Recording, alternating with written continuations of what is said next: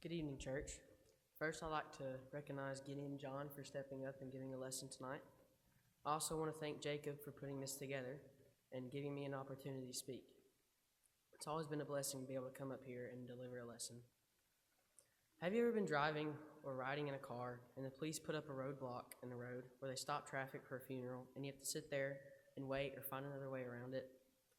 We're usually in a hurry when these things come up, whether it's going to eat or you're late for church. And sometimes we get frustrated. But as Christians, we're on the path to heaven, and the devil's always putting these roadblocks in our life to slow us down or change the way we think. If you turn to 1 Peter chapter 5, verse 8, it says, "Be sober-minded and be watchful of your adversary. The devil prowls around like a roaring lion, seeking someone to devour." We talked a lot about roadblocks at camp, which was the main theme and what this lesson's about. A roadblock is anything that hinders your progress or achieving what you want, which we come across all the time in our lives. They can cause frustration, but they can also offer us a chance to learn from mistakes. A good example of someone who had a roadblock in his life was Job. Job lost everything: his sons, his daughters, his health, his land, his house. Everything was taken from him. Yet he still did not turn against God. It only boosted his faith, and he bent down and prayed. And if you turn to Job chapter 1, verse 20, it says, "Then Job arose, tore his robe, shaved his head, and he fell to the ground and worshipped.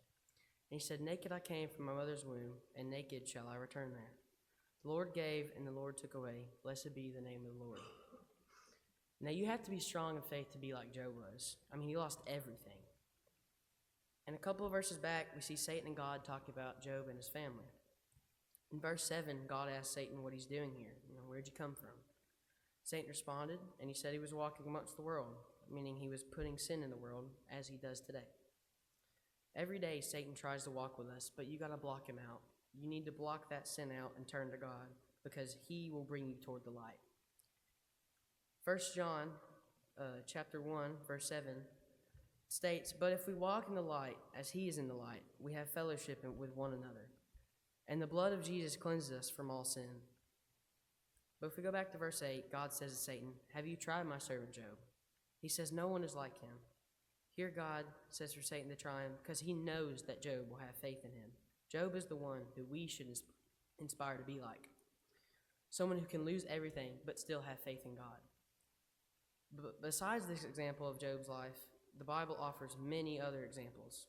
For example, Isaiah 41:10 talks about not fearing God because he's with you and will strengthen and help you.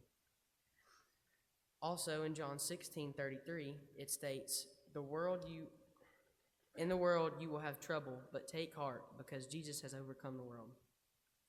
And another one, Romans 8:28, says that in all things God works for the good of those who love him and are called according to his purpose.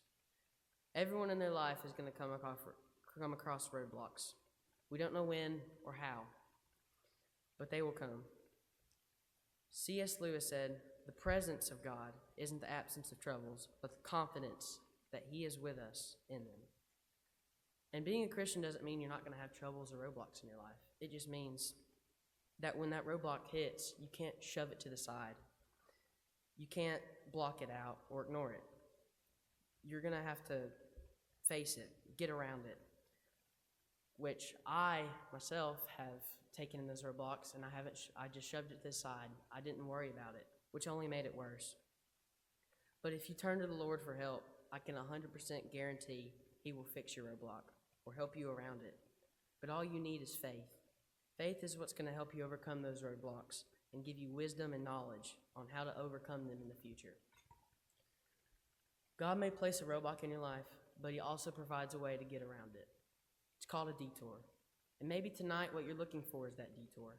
Maybe tonight God is saying to the devil, "What about my servant Ethan? What about my servant Jeremy?"